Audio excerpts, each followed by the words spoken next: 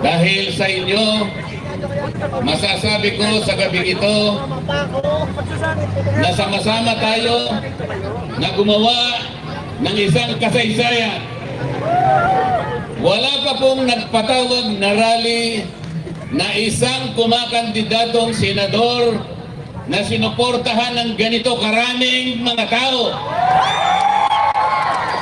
Ito pa lamang po ang pagtitipon na kinakitaan ng mahigit 28,000 mga Pilipino na nagkakatipon ngayong gabi. Pero sinasabi po nila, wala daw po ako sa survey. Naniniwala po ba kayo riyan? Mga kababayan, bukod sa pagtitipon natin ngayong gabi, marami na po akong pinuntahan ng mga lugar sa ating bansa. Kahit sa Mindanao, sa Davao, sa Agusan, sa Caraga Region, sa Visayas, sa Cebu, sa Iloilo, Negros, dito naman sa Luzon, Batangas, Laguna, Quezon, Rizal, Cavite. Napakainit po ng pagtanggap ng ating mga kababayan. Sa gabing ito, marami rin pong galing sa iba't ibang lugar. Hindi ko po alam kung paano ko kayo pasasalamatan. Ang tanging nalalaman ko lamang po, kayo'y nakikiayon upang gumawa tayo ng isang bagay para sa ating bansa. Napakahirap po ng kalagayan ng ating bansa ngayon. Ang presyo po ng pangunahing bilihin, halos hindi na po kayang abutin ng marami nating kababayan. Lalong-lalo na po yung presyo ng pagkain. Ang buong akala ko po, nung gumawa yung kongreso ng Quadcom, ang buong akala ko po, ay gagawin namin ang dapat namin gawin. Halimbawa, dahil sa problema at hamon sa ating bansa, akala ko ang uunahin namin kung paano natin ibababa ang presyo ng bilihin sa ating bansa. Sapagkat ito ang pangunahin na problema ng ating mga kababayan. Pero hindi po ganun ang nangyari. Gumawa sila ng isang napakalaking komite, kung tawagin nila Quadcom. 4 na hiwa-hiwalay na komite na ginawa nilang isa para palakasin, para maging influential. Ang buong akala ko ay haharapin namin ang napakaraming hamon na kinakaharap ng ating bansa. Ang nangyari, hindi po ganun. Alam na po ninyo kung anong nangyari. Ang ginawa po nila ay pamumulitika sa ating bansa. Inuusig nila yung dating Pangulo ng ating Republika. Ang sabi ko po sa kanila, hindi po tayo ang dapat gumawa nito. Kung inaakala po natin na ang isang tao, maging yan ay managing presidente, kahit sino, kung naniniwala tayo na siya'y nagkasala sa batas, kailangan po nating dumaan sa mga patakaran ng ating batas. Dapat po pumunta kayo sa piskalya. Ang piskalya po ay bukas. Yan po ang patakaran. Meron po tayong mga korte. Yan po ang patakaran para usigin, asuntuhin kung sino man ang nagkasala. Sapagkat ang Kongreso po ay hindi piskalya. Yan po yung sinasabi ko sa kanila. Ang Kongreso po ay hindi hukuman. Nagpasikat po silang lahat sapagkat pamumulitika ang inuuna nila. Bumaha ang maraming panig ng Metro Manila. Bumaha ang Bicol Region. Mahigit pong 300 bilyon ang ginamit sa mga flood control. Akala ko po ang Quadcom uusisain lahat ito. Hanapin natin kung saan napunta ang perang ginasta para dito. Ayaw po nila yun. Ang gusto nila ay usigin nila ang dating Pangulo. Pagkatapos gumawa pa sila ng isa pang komite. Ang uusigin naman nila ay yung pangalawang pangulo ng ating bansa.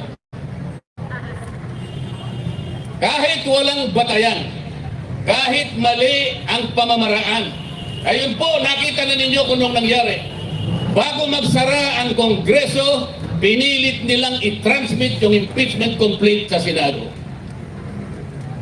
Ang gusto po nilang mangyari, mawala ang Vice President. Puro kaguluhan, puro pagkakabahagi ang gusto nilang gawin. Mahigit 230 o 240 na mga congressmen and congresswomen ang pumirma. Yun po ang kanilang gustong gawin. Yung magkakabahagi tayong lahat. Ano po ang ginawa nila sa akin kapag sinasabi kong mali ang paraan? Hindi tama ang ginawa ninyong patakaran. Pinagtutulong-tulungan po nila ako. Ayaw naman po nilang makipagdebate ng totohanan sapagkat hindi naman nila kayang ilabas kung ano yung tama. Ganun po ang palagi nilang ginagawa. Masama po bang ipakilala ko sa kanila kung ano yung katwiran? Masama ba na turuan ko sila sapagkat meron naman ako ng konting nalalaman tungkol sa batas? Yun nga mga chairman ng Quadcom, wala nga pong abogado ron kahit isa. Kung tinuturo ko sa kanila yung dapat gawin, sapagkat ito ang tama, ganito ang dapat nating gawin sapagkat nakikita tayo ng taong bayan. Kayo pong lahat na nandirito ngayon, nakikita nyo yung pamamaraan kung paano ginagawa nila. Tatawagin nila yung mga tao, pagtatatanungin nila ron, ang kanilang layunin ay gumawa ng batas. Nagpapatulong na gumawa ng batas. Ngunit, kapag nandun na yung mga taong tinatanong, tatakutin nila. At kapag hindi sila sumagot ayon sa gusto nilang marinig, ikukulong po nila yung mga tao. Ganito na po ang kalagayan ng House of Representatives. Alam po kung nasaan, nandyan po lang katabi natin. Kapag ako po ay nagsasabi sa kanila, puro panggugulo ang ginagawa nila. Pati po, nakita po ninyo yung hopya na kinakain ko. Kung anong ginawa nila. Pati yung hopya na kinakain ko, inagaw nila sa akin. Nang dahil lamang sa pagtatanggol sa karapatan ng katwiran, pagtatanggol sa katotohanan.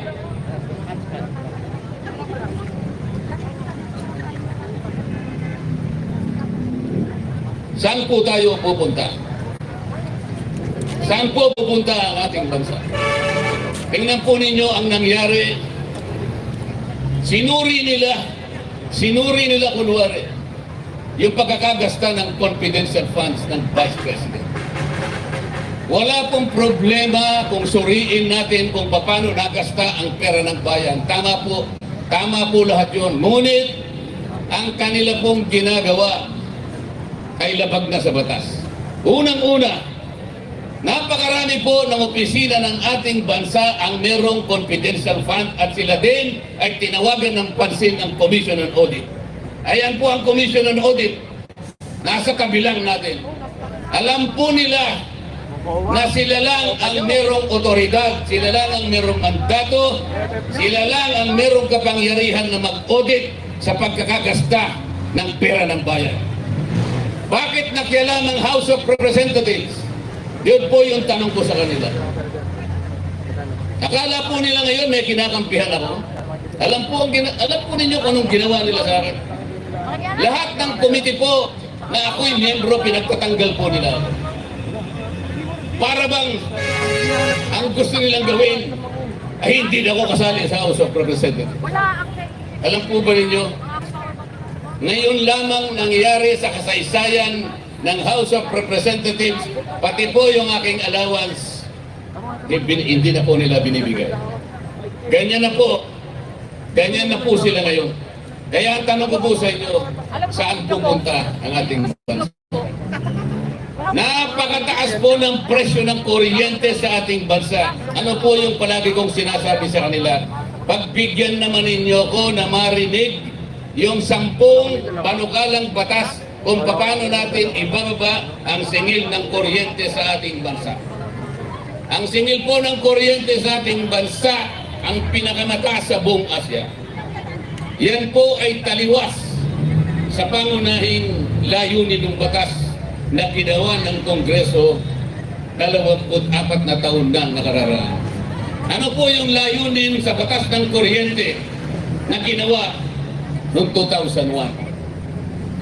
Ang layunin po ay idulot ang kuryente sa lahat ng mamamayang Pilipino sa murang halaga. Taas po yung kamay na nandito ngayon na magsasabi sa akin na mura ang kuryente dito sa ating bansa. Kung ganon, yung layunin ay hindi po natupad.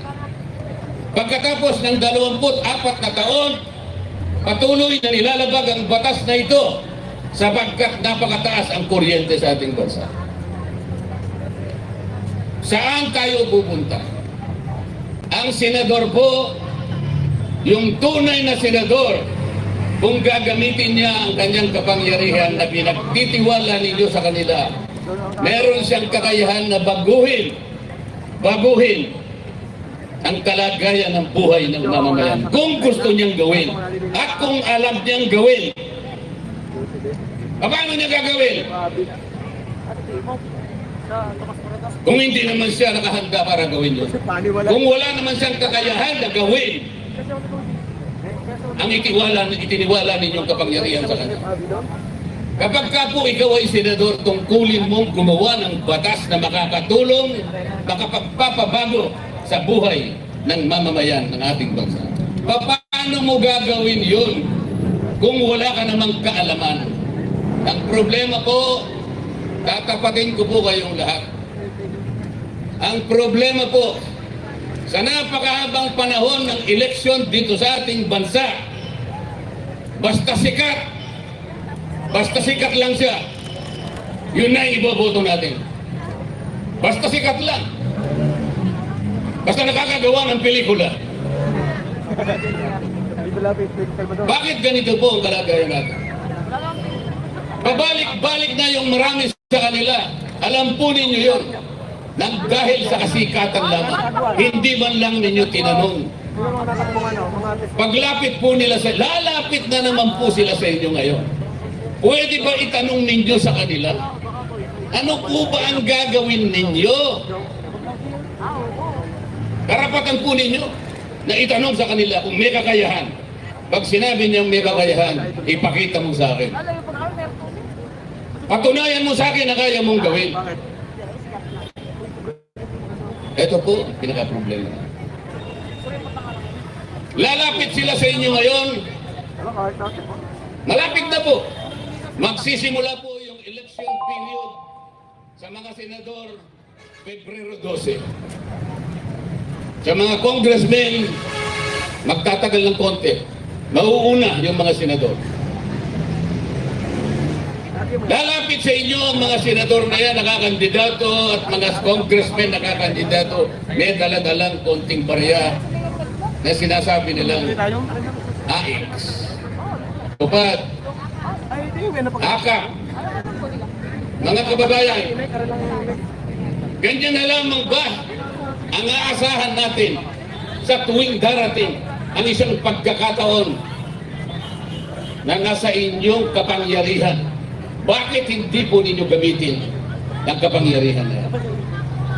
Ipagpapalit nyo po ba sa 5,000 piso ang kinabukasan ng ating bansa?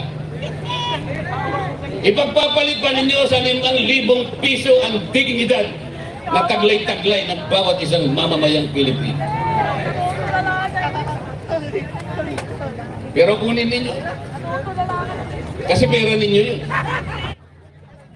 Kunin po ninyo, pero nakikiusap ako sa inyo, pagkakuha ninyo, huwag kayong magpapasalamat sa kanila sapagkat hindi nila pera yun.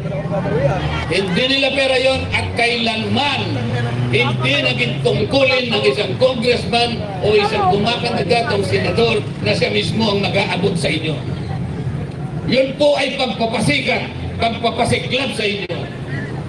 Nakakahiya po. Kailangan malaman ninyo na kayo po'y iniinsulto nila kapag lumalapit sila sa inyo at ibinibigay yung halaga na kung tawagin na itakap. Iniinsulto po nila kayong lahat. Hindi po namin tungkulin yun, kailangan malaman po ninyo. Hindi ganon ang tungkulin ng isang senador o isang congressman o congresswoman. Ang tungkulin po namin pare-pareho, kailangan buhayin natin, pasiglahin ang ekonomiya, ang kabuhayan ng ating bansa upang sa ganun magkaroon ng trabaho, dagdag na kita ang mamamayan.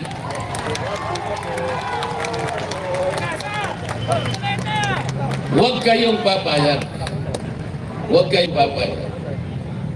Ang isang pamilyang Pilipino kahit mahirap, hindi niya gugustuhin na mananatili siyang mahirap. Ang isang Pilipino ay mayroong dignidad. Ayaw niya yung palagi na lang na binibigyan siya ng ayuda. Napipilitan lamang siyang kunin dahil sa pangangailangan. Sapagkat hindi ibinigay ang mga kondisyon para siya'y makapagtrabaho. May karangalan, dignidad ang Pilipino. Gusto niya pagdating ng tamang panahon, makahulog po siya sa gapos ng kahirapan. Hindi siya papayag na ipamana sa kanyang pamilya ang kahirapan na matagal niya nang tinataglay. Huwag kayong papayag na manatili ang ganitong kalagayan. Piliin na po ninyo utang na loob. Nasa kamay po ninyo, nasa kamay po ninyo. Pumili na po kayo.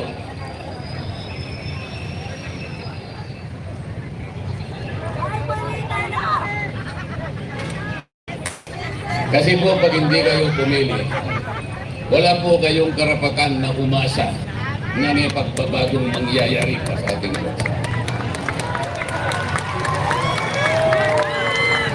Tulungan ninyo kung gumawa ng isang kasaysayan. Iguhit natin ang isang kasaysayan. Pangangako sa gabing ito, kung kinakailangan ay panumpain natin. Simula sa araw na ito, gumawa tayo ng magandang bagay hindi lang para sa sarili natin, kung hindi sa ating bansa, sa ating mga anak, at sa anak ng ating mga anak.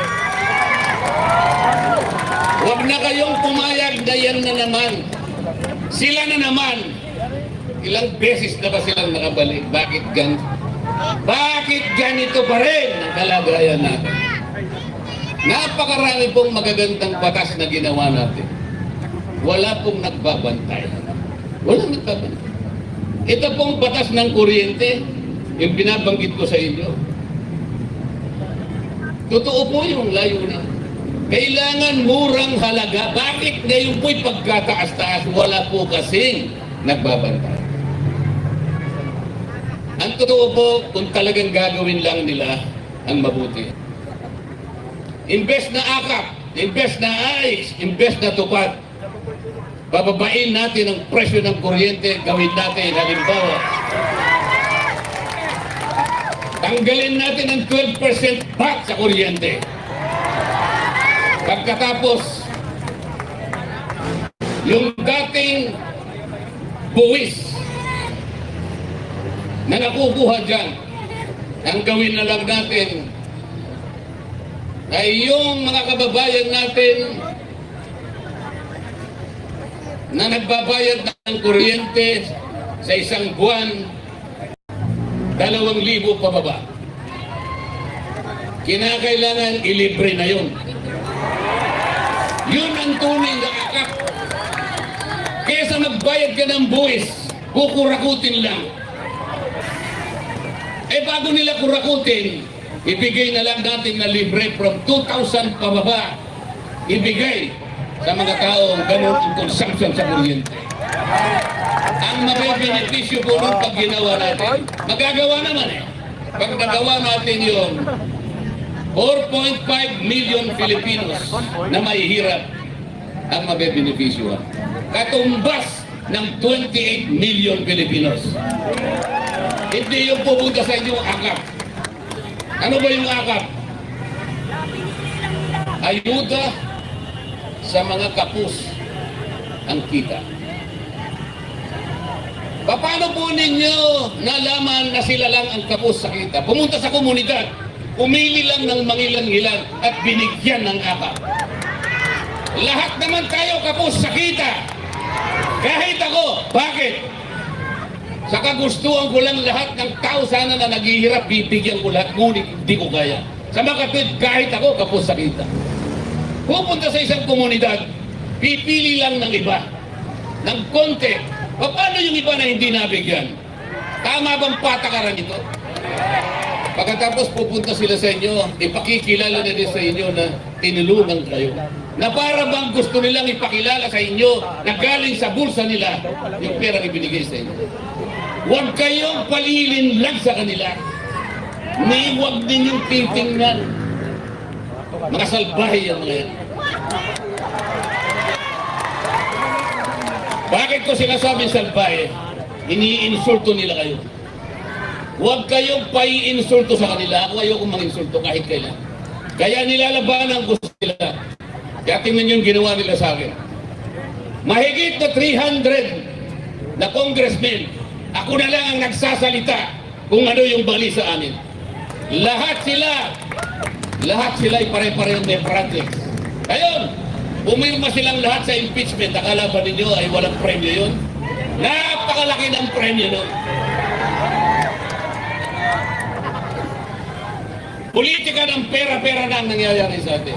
Maawa kayo sa ating bansa. Maawa po kayo sa ating bansa. Iguhit natin ang isang kasaysayan sa gabing ito.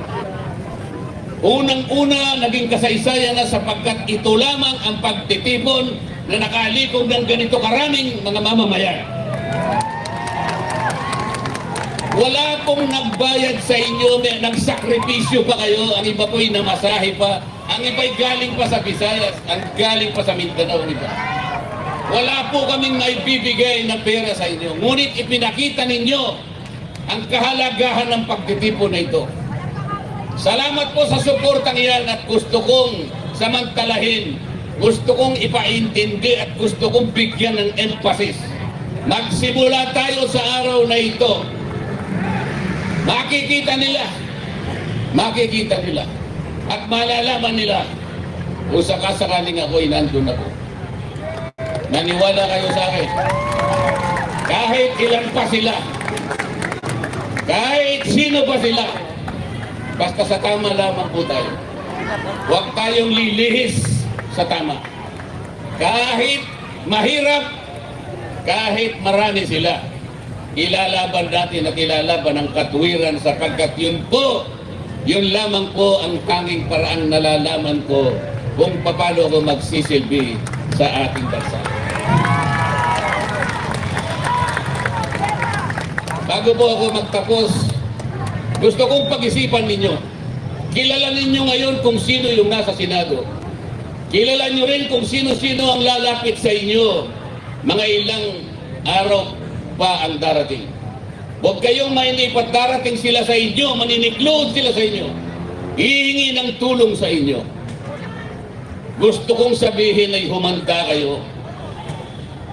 Limiin ninyo. Tandaan po ninyo yung sinasabi ko. Kapag inabot nila yung pera na yon, yun ang katibayan, yun ang simula ng pag-iinsulto sa inyo. Kunin nyo. Pero kalimutan nyo na yung mukha ng tao na yan. Para sa ganun po ay magkaroon ng pagbabago ang ating Senado. Hindi man lahat, magapaglagay tayo doon kahit isa lang. Kahit isa lang.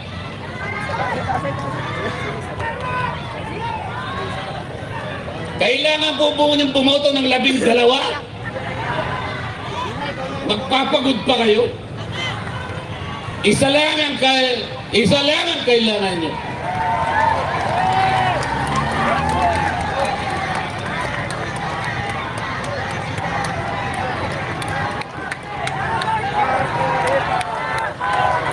Number 1 sa Senado.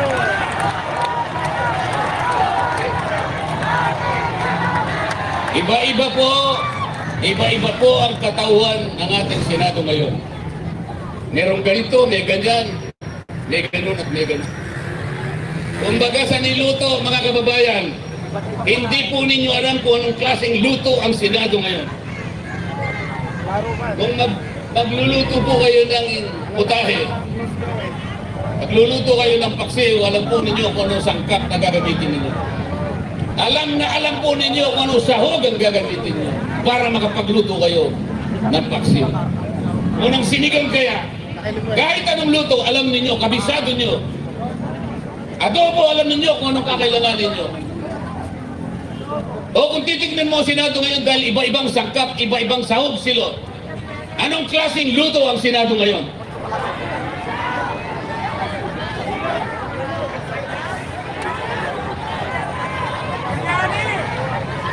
Hindi niyo malaman kung anong klaseng luto. Kapag yung luto, ang niluto ninyo ay hindi niyo maintindihan, napakahirap pong kainin. Samantalang silang magsisilbi sana sa inyo. Ibig ba ninyo sabihin, ilalatag sa inyong mesa ang isang pagkain na hindi nyo alam kung paano niluto ito? Iba-ibang sahog, iba-ibang sangkap. Paano mo kakainin ito? Ano po ang kaugnayan ng lahat ng ito sa aking sinasabi ngayon? Bakit gusto kong pumunta sa Senado kahit sa ngayon ay hindi natin malaman kung anong klaseng luto ito? Bakit? Para sa ganon, kahit ano pang luto ngayon ito, pagdating ko doon ay magkakaroon ng isang magic sarap. Magkaroon man lang ng lasa itong luto na hindi natin malaman kung ano ang pangalan. At baka doon ay magsimula. Sapagkat nagkaroon kahit anong lasa, may lasa. At mula sa lasa na yan, mga kababayan, magsisimula ang pag-asa.